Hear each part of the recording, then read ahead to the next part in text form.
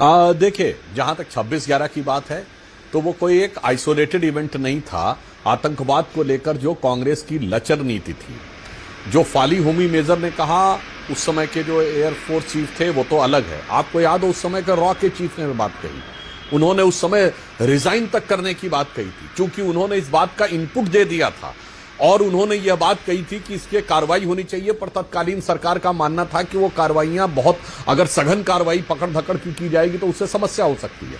तीसरी बात मैं बताना चाहता हूं, उस समय के जो यूएस प्रेसिडेंट थे बराक ओबामा, उन्होंने अपनी किताब द प्रॉमिस लैंड में 2010 में अपनी भारत की यात्रा के दौरान मनमोहन सिंह जी से बातचीत के आधार पर लिखा कि 26/11 हमले के बाद भारत की सेना तैयार थी, मगर कांग्रेस की सरकार ने इसलिए कार्रवाई नहीं की चूंकि उनको लगता था कि इससे उपजे वातावरण से भारतीय जनता पार्टी को फायदा होगा। यह किसने लिखा है? बराक ओबामा ने।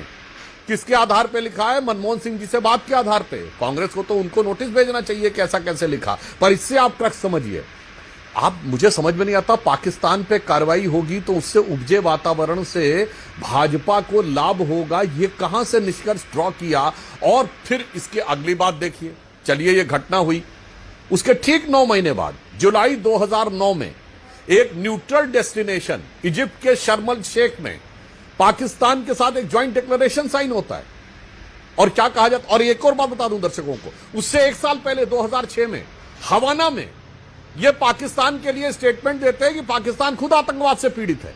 यानी हम भी, वो कहता है भारत की, हम भी आतंकवाद से पीड़ित है पाकिस्तान। एक तो आप और अपने को खुद आपने हाइफेनेट कर लिया पाकिस्तान के साथ, और पाकिस्तान को सर्टिफिकेट दे दिया आतंकवाद से पीड़ित है। अब 26/11 के 9 महीने के बाद आप शर्म अल शेख में ज्वाइंट डिक्लेरेशन साइन करके कहते हैं कि आतंकवाद से शांति वार्ता प्रभावित नहीं होगी, मतलब बम धमाके होते रहेंगे, शांति वार्ता होती रहेगी। और इतना ही नहीं, उस समय ये गिलानी साहब थे, उनके प्राइम मिनिस्टर, उन्होंने बड़ी खुशी जाहिर की कि ज्वाइंट डिक्लेरेशन में बलूचिस्तान को रेफरेंस है।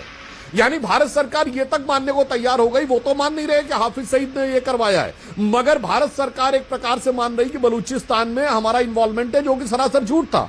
अब आइए साहब, बात सिर्फ इतनी नहीं थी, इनके एक नेता ने एक किताब का विमोचन किया, अजीज बर्नी की किताब 26/11 एंड आरएसएस कॉन्स्पिरेसी। आप सोचिए कि ये राष्ट्रीय सुरक्षा के साथ कितना बड़ा मजाक बनाया गया। और मैं एक और बात कहता हूं, जो कांग्रेस बहुत पीठ थपथपाती है ना कि 8 आतंकवादियों को मार दिया, अरे साहब, हो सकता है ये एक प्रक्रिया का हिस्सा रहा हो, क्योंकि आज दर्शकों को नहीं याद होगा तो मैं याद दिला दूं, सारे के सारे आतंकवादी हाथ में कलावा बांधे हुए थे और फेक हिंदू नाम के आई कार्ड लिए हुए थे।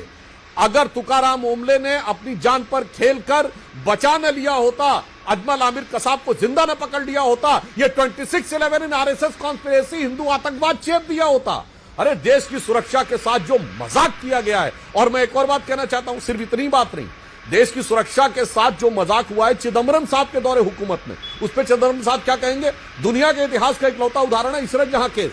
भारत सरकार की 2 एजेंसी, आईबी और सीबीआई, दोनों कहती हैं इशरत जहां आतंकवादी है। जैसे ही पता चलता है कि वो मुख्यमंत्री थे उस समय मोदी जी, उनकी हत्या करने जा रही थी, अचानक प्यार उमड़ आता है और सीबीआई अपना हलफनामा चेंज कर देती है, वो कह देती है वो आतंकवादी नहीं है। और मजे की बात यह है कि यूपीए सरकार की आईबी अपने बयान पे कायम रहती है। यानी दुनिया के इतिहास का इकलौता उदाहरण है कि एक एजेंसी ने यू टर्न लिया, मगर एक ही सरकार की 2 एजेंसीज, आईबी कह रही है इशरत जहां आतंकवादी थी और अब भी कह रही है, सीबीआई कह रही थी इशरत जहां आतंकवादी थी, अब कह रही नहीं है, एक दूसरे के खिलाफ खड़ी हो गई। मुझे लगता है राष्ट्रीय सुरक्षा के साथ जितना बड़ा धोखा, जितना बड़ा छल हुआ है, और विदेशी दबाव में तो एक ही बात याद दिला दूं, उसी दौर की बात है, इनके विदेश मंत्री थे नटवर सिंह, उन्होंने अपनी किताब one life is not enough में सोनिया गांधी जी को कोट करते हुए कहा है कि सोनिया जी ने उनसे कहा कि वो विदेश मंत्रालय इनको नहीं दे सकती क्योंकि इसके लिए बहुत से दबाव है, अमेरिका का भी दबाव है।